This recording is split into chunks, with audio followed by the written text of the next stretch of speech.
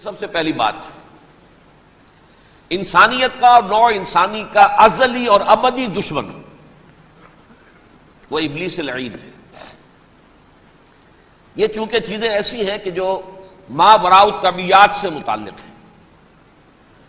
ابلیس جن ہے، جن انویزیبل ورلڈ سے تعلق رکھتا ہے، غیر مرئی جو نظر نہیں آتی۔ فرشتے انویزیبل ورلڈ سے تعلق رکھتے ہیں، غیر مرئی جو نظر نہیں آتی۔ یہ ہم جو ہے اور یہ حیوانات دنیا میں جو ہے یہ مرئی ہے، ویزیبل۔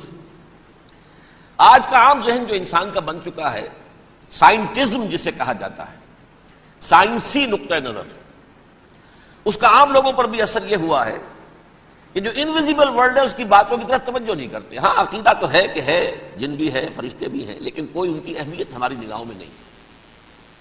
ساری نگاہیں مرکوز ہے visible world, physical world. Meta physics کا تو مضمون بھی اب سمجھ رہے ہیں کہ ختم کر دینا چاہیے، یونیورسٹیز سے فلسفے کے ڈپارٹمنٹس ختم ہو رہے ہیں، کیا ضرورت ہے اس کی؟ اصل شے یہ دنیا ہے، یہ عالم ہے، یہ کائنات ہے، یہ مادہ ہے، یہ حیات انسانی، حیات دنیاوی ہے۔ اس پر میرا جو مارکت الارا مضمون تھا 1967 کے جون میں جو چھپا تھا، اسلام کی نشرت ثانیہ کرنے کا اصل کام، کہ جو عہد حاضر کی جو تہذیب ہے اس کے تین بنیادی اصول کیا ہیں؟ خدا ہے یا نہیں ہے چھوڑو، اس بحث میں نہ پڑھو، کائنات تو ہے نا، مادہ تو ہے نا، روح کوئی شے ہے یا نہیں ہے کیا پتا، کسی نے دیکھی نہیں آج تک، لہذا اس کے بارے میں گفتگو کا فائدہ کیا، وقت کا سیاح۔ عالم آخرہ کوئی ہے یا نہیں ہے کیا پتا، کس نے آ کے بتایا مرنے کے بعد، لہذا اس بحث میں نہ پڑھو، یہ عالم دنیا تو ہے نا، اٹس ویری مچ پریزنٹ، لہذا ساری توجہ اس پر صرف کرو۔ تو خدا کے مقابلے میں کائنات پر توجہ، روح کے مقابلے میں مادے اور جسم پر توجہ، حیات اخروی کے مقابلے میں حیات دنیاوی پر توجہ۔ یہ ہے اصل میں کرکس آف دی میٹر، اس تہذیب جدید کا خلاصہ۔ یہ دیکھیے اللہ تعالیٰ نے جو مخلوقات پیدا کی ہیں ان میں ایک تقسیم تو ہو سکتی ہے ذی حیات اور بغیر حیات، جاندار چیزیں اور بے جان چیزیں۔ بے جان چیزیں بے شمار، یہ تمام فلکیات، یہ پوری کائنات، یہ زمین، یہ پہاڑ، یہ شجر و حجر، کیا؟ لیکن ایک ہے جاندار۔ ان جانداروں میں ایک تقسیم ہے، دو کا تعلق غیر مرئی دنیا سے ہے، انویزیبل ورلڈ سے۔ فرشتے جو دکھائی نہیں دیتے، ان کی پیدائش ہوئی ہے نور سے۔ دوسرے جنات جو انسانوں سے پہلے پیدا کیے گئے، آدم سے پہلے، وَالْجَانَّ خَلَقْنَاهُ مِن قَبْلُ مِن نَارِ السَّمُومِ، جنات کو تو ہم بہت پہلے پیدا کر چکے تھے آگ کی لو سے، وہ بھی نظر نہیں آتے۔ تیسرے انسان اور اس دنیا میں جتنے بھی حیوانات ہیں، ان کا جو مادہ ہے وہ ارض، یہ زمین ہے، یہ مٹی سے بنے، تراب سے بنے، کرسٹ آف دی ارتھ سے بنے۔ اب ان میں ایک تقسیم ہے، ایک وہ ہے ان تمام میں شعور تو ہے، حیوانات میں بھی شعور ہے، خود شعوری جسے کہتے ہیں سیلف کانشسنس، یہ صرف تین میں ہے، فرشتہ، جن اور انسان۔ حیوانات میں خود شعوری نہیں ہے، کانشسنس ہے، سیلف کانشسنس نہیں ہے۔ ایک تھوڑی سی بات سے سمجھا دوں آپ کو، میں دیکھ رہا ہوں، آپ مجھے دیکھ رہے ہیں، کتا بھی کوئی یہاں ہوتا تو مجھے دیکھ رہا ہوتا، لیکن کتے کو مجھے دیکھتے ہوئے یہ احساس نہیں ہوتا کہ میں دیکھ رہا ہوں، یعنی کتے کو یہ احساس نہیں ہوتا کہ وہ دیکھ رہا ہے، مجھے دیکھ تو رہا ہے، اس کو میں کا احساس نہیں ہے کچھ۔ میں جب دیکھ رہا ہوں تو میں سمجھتا ہوں میں دیکھ رہا ہوں، میں ہوں کوئی شے جو دیکھ رہا ہوں، یہ خود شعوری ہے، سیلف کانشسنس۔ کسی بھی کام کو کرتے ہوئے اپنے وجود کا احساس، میرا فیصلہ ہے، میری رائے ہے، یہ ہے در حقیقت سیلف کانشسنس، انا، سیلف، خودی۔ یہ حیوانات میں نہیں ہے، یہ ہے صرف ملائکہ، جنات اور انسان۔ اب یہاں مسئلہ پڑ گیا، بڑا پرپیچ مسئلہ۔ اللہ تعالیٰ نے پہلے انسانی ارواح کو پیدا کیا نور سے، پھر ناگ سے پیدا کیا، نار سے، آگ سے جنات کو، پھر مٹی سے بنایا، آدم کا حیولہ، اس میں روح پھونک دی، اب آدم بن گئے۔ اعلان یہ کر دیا کہ خلافت عرضی جو ہے وہ آدم کو عطا کی جا رہی ہے. یہ پیش پڑ گیا. اس پر تھوڑا سا اشکال تو فرشتوں کو بھی ہوا. قرآن میں ہے سورہ بقرہ کے 4 رکوع میں اتجعل فیہا من یفسد فیہا ویسفک الدماء ونحن نسبح بحمدک ونقدس لک. پروردگار اس آدم کو تو خلافت دے رہا ہے, زمین کے اندر اختیار دے دے گا, یہ تو فساد کرے گا, خوریزی کرے گا, ہم تیری تسبیح و تحمید میں لگے ہوئے ہیں, جو بھی حکم ہو ارشاد ہو ہم بجا لاتے ہیں, تو ضرورت کیا ہے؟ اس کا جواب اللہ نے دیا انی عالم ما لا تعلمون, میری مشیت میری حکمت وہ میں ہی جانتا ہوں, ضروری نہیں کہ تم اس کو شیئر کر سکتے. لیکن یہ جنات میں سے ایک جن تھا عزازیل. اب دیکھیے کہ جنات کو ایک قرب حاصل ہے ملائکہ کے ساتھ. کیوں؟ وہ نور سے پیدا کیے گئے, یہ نار سے پیدا کیے, کتنا قرب ہے دونوں میں. انسان پیدا کیا گیا مٹی سے, مٹی انرٹ ہے, آگ بھڑکتی ہے, اوپر اٹھتی ہے, شعلہ زنگ ہوتی ہے, انرجی ہے اس میں.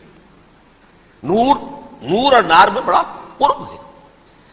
اور عربی کے ایک قاعدے سے تو یہ ایک ہی لفظ ہے, مادہ ایک ہی ہے, حروف علت جو ہے ایک دوسرے کی جگہ آ جاتی. یہ قرب ہے, اگرچہ زمین و آسمان کا فرق ہے دونوں میں. فرشتہ نور سے پیدا کیا گیا ہے, وہ پاک ہے, وہ اللہ کے کسی حکم کی خلاف ورزی کر ہی نہیں سکتا. لا یعصون اللہ ما امرہم ویفعلون ما یؤمرون.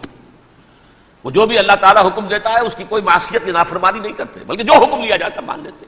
ذرا سا اشکال ہوا تھا, پوچھ لیا, جواب مل گیا, خاموش ہو گئے بس.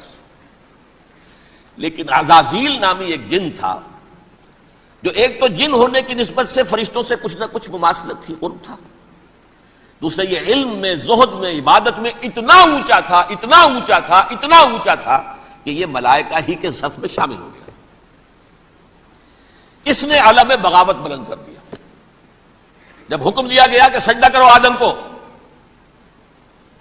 اب یہ دیکھیے کس قدر یہ اہم مضمون ہے. آپ سوچ رہے ہیں یہ باتیں آج پہلی مرتبہ ہمیں اس طرح سنائی جا رہی ہیں, یہ باتیں تو علم میں آتی نہیں ہمارے. وجہ کیا ہے؟ آپ کو دلچسپی نہیں ان چیزوں سے. جدید تہذیب نے ان چیزوں کی اہمیت کو زیرو کر دیا. قرآن میں اہمیت کا کیا عالم ہے؟ 7 جگہ یہ مضمون قرآن میں آیا ہے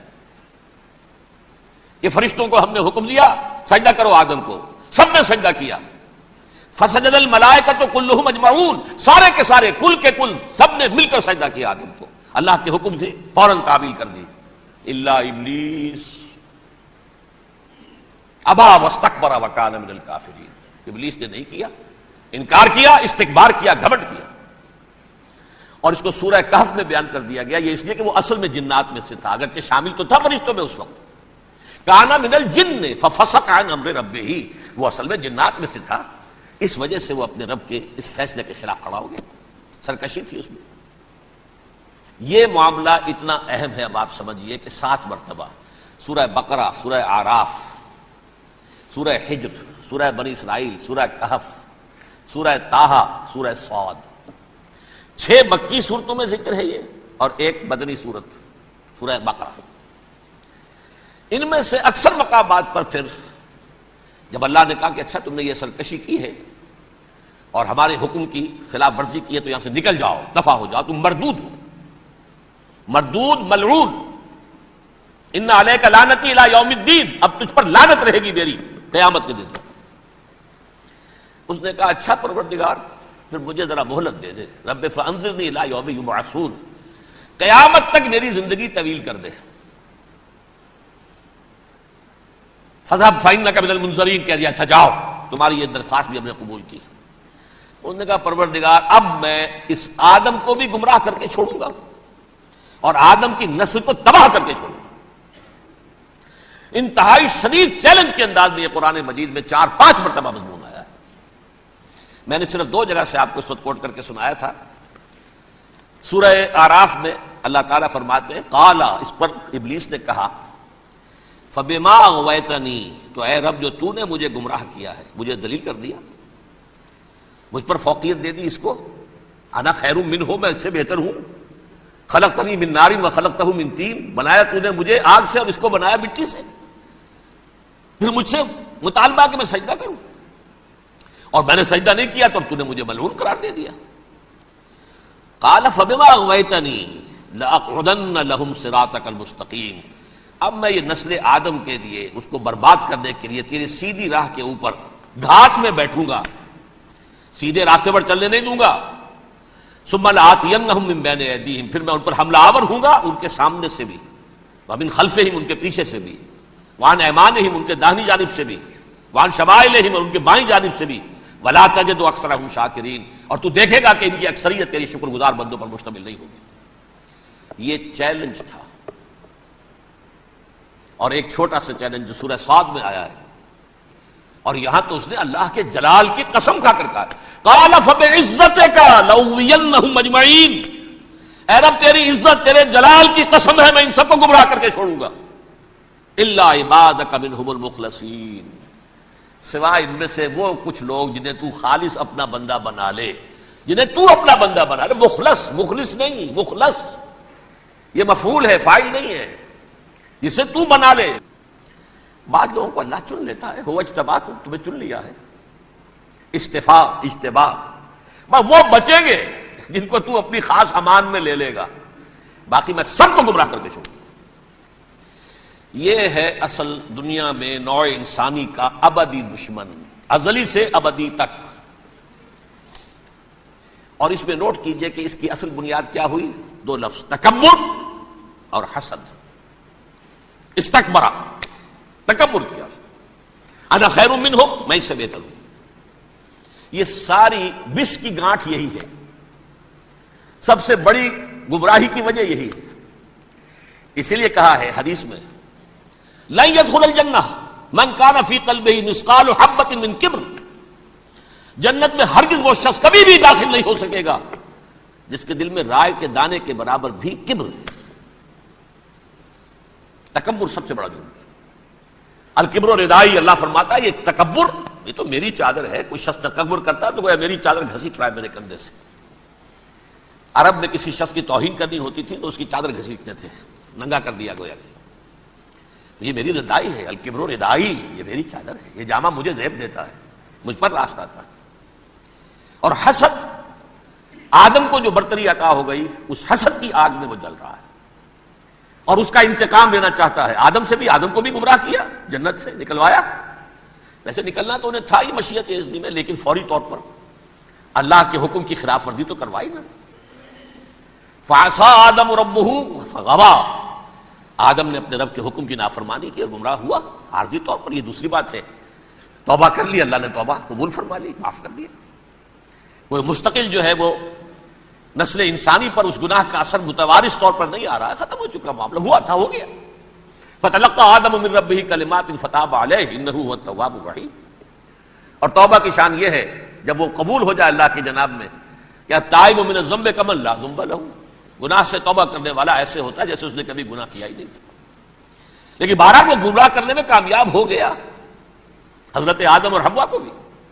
اور نوع انسانی کی عظیم اکثریت، عظیم اکثریت، عظیم اکثریت اس کے داؤ میں آئی ہوئی ہے. نہیں، کتنے ہیں وہ عباد اللہ المخلصین، الا عبادک منہم المخلصین، کتنے ہیں جو واقعتاً خالصتاً اللہ کے بندے بن گئے ہوں، جنہیں اللہ نے اپنا بنا لیا ہو، اپنا قرار دے دیا ہو. اب اس کے ساتھ نوٹ کیجئے، اس ابلیس کے ساتھ ایک فوج بھی ہے جسے قرآن مجید میں کہا گیا ہے یہ اس کی پارٹی ہے، حزب الشیطان. یہ اکیلا نہیں ہے. ایک تو وہ عزازیل ہے، اس کی طویل ترین عمر اللہ نے دے دی، وہ تو قیامت تک رہے گا. باقی بھی جنات جو ہیں ان کی نسل میں سے، یا اس کی نوع میں سے، اس کی نسل میں سے، جنات کی عمریں انسانوں کی عمروں سے زیادہ ہیں، بہت زیادہ ہیں. لیکن پھر بھی اتنی نہیں ہے. یہ خاص ہے اس کا معاملہ کہ اس نے کہا تھا رب انظرنی الی یوم یبعثون، مجھے دے دے مہلت اس وقت تک تاکہ میں ثابت کر کے دکھا دوں کہ جسے تو نے یہ خلافت دیا یہ اس کا اہل نہیں ہے. Let me prove this point. ولا تجد اکثرہم شاکرین، تو ان کی اکثریت کو شکر گزار نہیں پائے گا.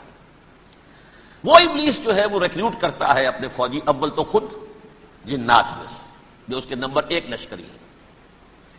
قرآن مجید میں اس کا اشارہ دیا گیا ہے انہ یراکم ہوا وقبیلہ من حیث لا ترونہم. دیکھو لوگو، اے انسانوں، وہ ابلیس لعین عزازیل اور جو اس کے قبیلے کے لوگ ہیں، جنات ہیں، وہ تمہیں وہاں سے دیکھتے ہیں اور تاکتے ہیں اور حملہ کرتے ہیں جہاں سے تم انہیں نہیں دیکھتے. وہ غیر مرئی ہیں، انویزیبل ہے، تمہیں نظر نہیں آتے. ویزیبل دشمن کا وار تو روک لو گے، انویزیبل کا کیسے روکو گے؟ انہو یراکم ہوا وقبیلہ، اکیلا ہی نہیں ہے وہ تو تمہیں تاکتا ہے، تم پر حملہ کرتا ہے، گھات میں لگ کر جو ہے تمہارے اوپر حملہ کرتا ہے، وہ بھی اور اس کے ساتھ اس کے قبیلے کے لوگ، جنات بھی، من حیث لا ترونہم، جہاں سے کہ تم انہیں نہیں دیکھتے. لیکن اس کے علاوہ وہ انسانوں میں سے بھی ریکریوٹ، رنگ روٹ، وہ برپا کر، وہ جو ہے ان کو اپنے پاس رکھتا ہے فوج کے اندر. جس کی سب سے بڑی مثال کیا ہے؟ سورہ مجادلہ میں اللہ تعالیٰ نے منافق، حالانکہ وہ کون تھے؟ بظاہر حضور کا کلمہ پڑھنے والے، حضور کے پیچھے نماز پڑھنے والے، اسلام کا دعویٰ کرنے والے، ان کو اللہ فرماتا ہے اولئک حزب الشیطان الا ان حزب الشیطان هم الخاسرون، یہ شیطان کی پارٹی کے لوگ ہیں. وہاں مقابلے میں آیا ہے اولئک حزب اللہ الا ان حزب اللہ هم المفلحون. یہ دو پارٹیاں ہیں، حزب اللہ اللہ کی پارٹی جو اس کے مخلص بندے ہیں، وہ اللہ کی پارٹی، اور جو شیطان کے مرید بن گئے اس کے ہاتھ پر بیعت کر لی، لہذا وہ اس شیطان کی پارٹی کے لوگ ہیں، چاہے وہ انسان ہو چاہے جن ہو.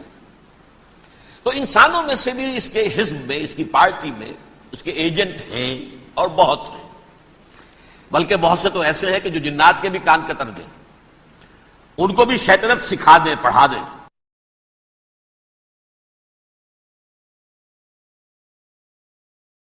جیون جیون ہر کوئی آنکھیں موت کھڑی سر اتے